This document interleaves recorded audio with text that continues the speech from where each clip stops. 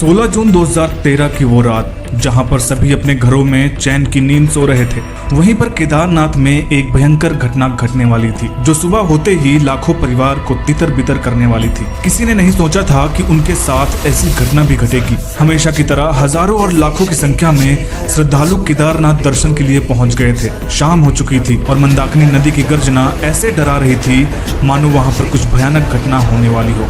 लेकिन सभी श्रद्धालु ये सोचकर निश्चिंत थे कि केदारनाथ में तो बारिश और तूफान अक्सर आते रहते हैं। कुछ लोग दर्शन करके अपने धर्मशाला में चले गए तो कुछ लोग मंदिर के पास ही रुके हुए थे। इन्हीं लोगों के बीच एक साधु भी था जो 25 सालों से केदारनाथ में रह रहा था और बाबा केदारनाथ का बहुत बड़ा भक्त था। उसको इस बात का अंदाजा हो चुका था कि आज कुछ ऐसा होने वाला है जो आज से पहले कभी नहीं हुआ। उस साधु ने वहां पर कुछ लोगों को बताया कि आज यहाँ पर बहुत बड़ी आपदा आने वाली है, लेकिन लोगों ने उनकी बात को नजरअंदाज कर दिया। रात में कुछ लोग केदारनाथ के पास ही घूम रहे थे कि अचानक एक भयानक आवाज के साथ मंदाकिनी नदी पहाड़ों को चीरती हुई केदारनाथ धाम की तरफ आ रही थी। वहाँ के लोगों में अफरा तफरी मच गई, लेकिन उस साधु के चेहरे पर एक सिकन नहीं थी क्योंकि उसको महादेव पर पूरा भरोसा था।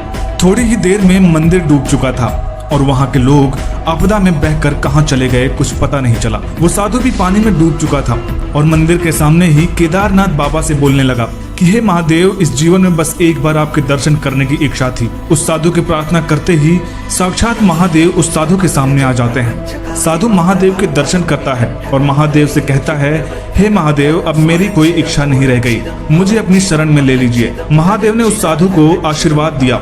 वो साधु महादेव से पूछता है कि आप केदारनाथ में साक्षात विराजमान हैं, फिर ये इतनी भयंकर आपदा क्यों? इसमें हजारों भक्तों की जाने जा रही हैं। तो महादेव ने बताया कि केदारनाथ में आकर जितनी भी मौत हो रही हैं, वो सब मेरी शरण में आ जाएंगे और इस कलयुग में समय समय पर ऐसी आपदा आती रहेगी ताकि एक और नए और स्वच्छ केदारनाथ का निर्माण हो सके। ये बोलने के बाद महादेव वहाँ से अदृश्य हो जाते हैं और वो साधु थोड़ी देर में अपना शरीर छोड़कर महादेव की शरण में चला जाता है। तो दोस्तों, जब जब केदारनाथ में कलयुग का प्रकोप बढ़ेगा तब तब वहाँ पर ऐसी भयानक आपदा आएगी ताकि एक नए सुंदर और स्वच्छ केदारनाथ का निर्माण किया जा सके। आपको ये वीडियो कैसी लगी हमें कमेंट करके जरूर बताएं और ऐसी ही अमेजिंग वीडियोस के लिए चैनल को सब्सक्राइब करके बेल आइकन जरूर प्रेस करें।